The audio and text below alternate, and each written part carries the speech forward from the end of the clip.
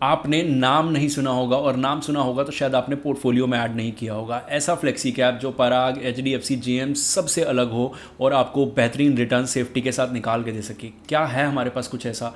तो इस वीडियो के अंदर 4 फ्लेक्सी कैप मैंने उठाए हैं, और 4 में से लास्ट में अगर मैं एक भी ढूंढ पाया ना आपके लिए, तो मैं कह रहा हूँ ये वीडियो सफल हो जाएगी। तो चलिए सबसे पहले रिटर्न्स चेक कर लेते हैं लॉन्ग रन के। देखो लॉन्ग रन में ना अब 5 ईयर्स के रिटर्न्स सबके थोड़े से ऊपर नीचे हैं यहाँ पे, लेकिन मार्केट गिरा हुआ है तो हम इस चीज़ को अभी के लिए पूरा तो नहीं, थोड़ा नज़रअंदाज कर सकते हैं। लेकिन अगर मैं नंबर देना चाहूँ इनमें से, तो 4 नंबर मैं इसको दूंगा, 3 मैं इसको दूंगा, 2 इसको दूंगा और 1 इसको दूंगा। ठीक है, 3 ईयर्स का डेटा फिर से मैं अगर चेक करूंगा तो वापस वही हो जाएगा, तो इसलिए मैं सिर्फ लास्ट 1 ईयर का। अब देखो लॉन्ग रन का 5 का चेक कर लिया, अब इसमें भी इसको 4 मिल गए, यहाँ पे इसको फिर से 3 मिल गए, नहीं इसको पहले 2 मिले हुए थे, ठीक है, और इसको 2 मिल गए, और ये तो नेगेटिव ही चला गया।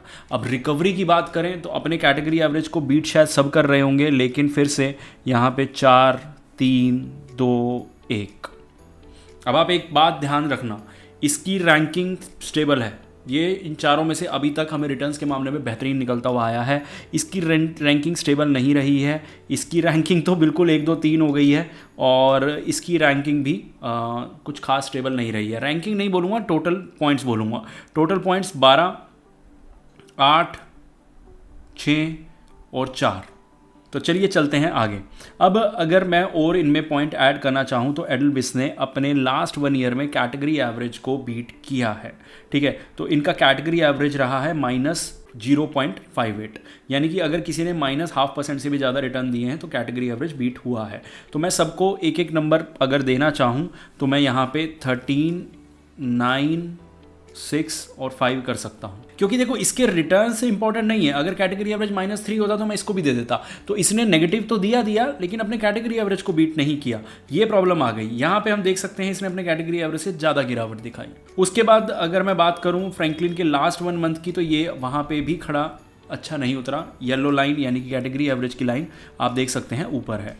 कोटक फ्लेक्सी कैप की बात करूं तो इसने अपने कैटेगरी एवरेज को बीट किया है, बेशक बहुत कम मार्जिन से ही क्यों ना हो, और लास्ट 1 मंथ में इस फंड ने कैटेगरी एवरेज को थोड़ा सा यहाँ डिप ज़्यादा आ गया तो वहाँ पे बीट नहीं कर पाया। उसके बाद अगर मैं एसेट एलोकेशन चेक करूँ तो सब तीनों के तीनों लार्ज कैप हैं, लेकिन बैंक ऑफ इंडिया ये देख लो 46%, ये भी लार्ज कैप है, लेकिन अगर मैं आपको यहाँ पे एक चीज़ दिखाऊं तो मिड कैप 17% और स्मॉल कैप 30%, शायद जिसकी वजह से ये बाकी सबको बीट करने में कामयाब रहा। फाइनेंशियल सेक्टर थोड़ा सा ज़्यादा है, इसके लिए मैं थोड़ा सा करना चाहूँगा यहाँ पे। अगर मैं एक अंक और ऐड करना चाहूँ तो शायद मैं कर देना चाहता हूँ, लेकिन देखो अब हमें यहाँ ना रिजल्ट तो साफ दिख गए हैं। रिजल्ट ज़्यादा से ज़्यादा क्या होगा, अगर कुछ एडलविस फ्लेक्सी में कुछ ज़्यादा ही अच्छा होगा तो शायद वो बैंक ऑफ इंडिया को बीट कर पाएगा, नहीं तो 5 पॉइंट्स का डिफरेंस बहुत बड़ा हो चुका है। तो यहाँ पे एडलविस तो हार चुका है और बैंक ऑफ इंडिया जीत चुका है, लेकिन इसके अलावा भी हमें बैंक ऑफ इंडिया के बारे में कुछ चीज़ें जान लेना जरूरी हैं बजाय कि पॉइंट सिस्टम के। सबसे पहली चीज़, बहुत अच्छा डिस्ट्रीब्यूशन है, स्मॉल कैप में 30% है जो मुझे अच्छा लगा।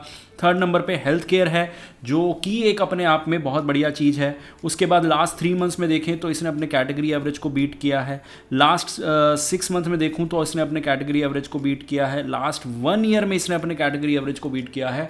तो हर पैरामीटर में ये अपने कैटेगरी एवरेज को बीट करता हुआ आ रहा है। अगर मैं लास्ट पैरामीटर कंसिस्टेंसी का देख लूँ तो मैं ये बोल दूंगा कि आज से HDFC, JM फ्लेक्सी, पराग पारिक फ्लेक्सी की लिस्ट में शामिल होने वाला है। तो कैसे, यहाँ पे देखो बैंक ऑफ इंडिया 0%, और कितनी बार इसने अपने कैटेगरी एवरेज को बीट किया है हम काउंट ही कर सकते हैं यहाँ पे। तो इसको काउंट मत करना अभी, क्योंकि ये अभी चल रहा है 2026, तो 6 में से 4 बार इसने अपने कैटेगरी एवरेज को बीट किया है।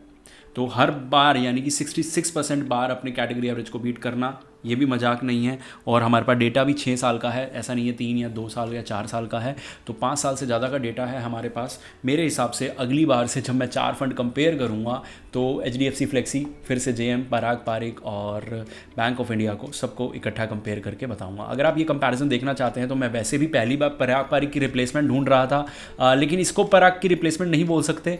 पराग की रिप्लेसमेंट की अलग वीडियो बनाऊँगा, इन चारों को कंपेयर करने की अलग, अगर आप चाहते हैं तो चारों को कंपेयर लिख के कमेंट कर दीजिए, हम वीडियो बना देंगे। मिलते हैं अगली वीडियो में।